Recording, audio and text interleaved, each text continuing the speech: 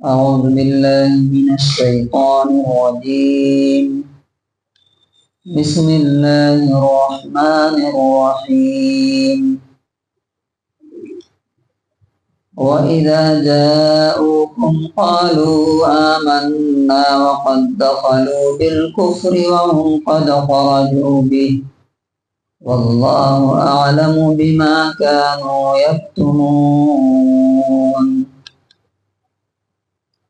سورہ مائدہ سورہ نمبر 5 آیت نمبر 61. وَإِذَا جَاءُوكُمْ،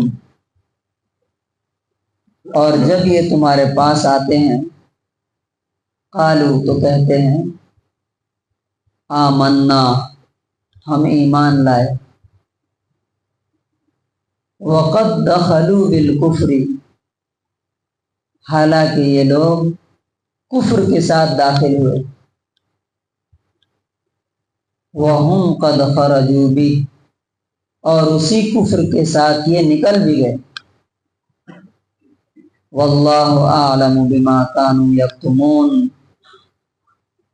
اور اللہ تعالی خوب اچھی طرح جانتا ہے جو یہ اپنے دلوں میں چھپاتے تھے. اس کا انگلش ٹرانسلیشن ہے، And when they come to you they say we believe, but they have entered with disbelief in their hearts, and they have certainly left with it, and Allah is most knowing of what they conceal.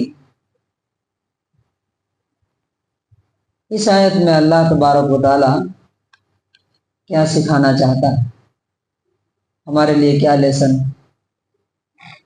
یہ ہم سے پہلے قوم کے بارے میں، یہودیوں کے بارے میں، کہ مسلمان ہوتے تھے کچھ لوگ، اور پھر وہ اپنے دل میں کفر چھپا کر کے آتے تھے، دل سے مسلمان نہیں ہوتے تھے، اور پھر وہ کیا ہوتے تھے، جب آدمی کفر کے ساتھ اسلام میں داخل ہوا تو وہ مسلمان نہ کہ کافر ہوا. تو ایسا ہے کہ جیسے ایک دروازے سے داخل ہوا دوسرے سے نکل گیا. تو اللہ تعالیٰ کہتا ہے کہ اللہ تعالیٰ کو معلوم ہے جو وہ چھپاتے ہیں. اس میں جو مین اور اہم لیسن ہے وہ کیا ہے کہ زبان سے ہم کسے دھوکہ دے سکتے ہیں؟ لوگوں کو دے سکتے ہیں، لوگوں کو بتا سکتے ہیں کہ بھائی میں اچھا آدمی ہوں، میں نیک آدمی ہوں، میں ایماندار ہوں، میں آنیسٹ ہوں. لیکن اللہ تعالیٰ کو دھوکہ دے سکتے ہیں کیا؟ اللہ تعالیٰ کو دھوکہ نہیں دے سکتے. اللہ تعالیٰ کو چیٹ نہیں کر سکتے. اللہ تبارک و تعالیٰ جس طرح ہماری زبان کی باتوں کو جانتا ہے اسی طرح سے ہمارے دل میں چھپی ہوئی چیزوں کو بھی کیا کرتا ہے؟ جانتا ہے.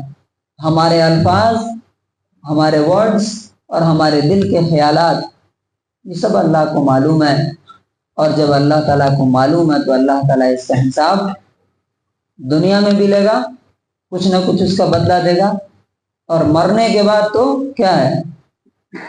جزاء وفاقا، اس کا پورا پورا بدلہ اللہ تبارک و تعالیٰ عطا فرمائے گا.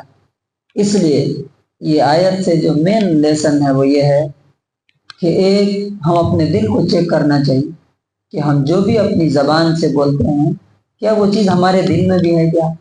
چاہے کسی انسان سے ہم بولیں یا خود اپنے آپ کے بارے میں بھی ہم جو یہ اپنی تصویر جو ہماری ہے کہ ہم اچھے ہیں کہ نہیں ہیں ہم بھی جانتے ہیں، اور اللہ تبارک و تعالیٰ بھی جانتا ہے.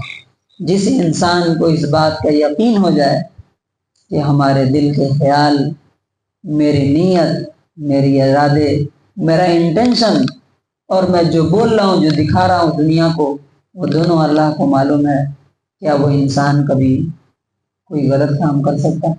اور اگر غلط کام کرے تو کیا وہ برے کام میں رہ سکتا ہے؟ کبھی نہیں رہ سکتا.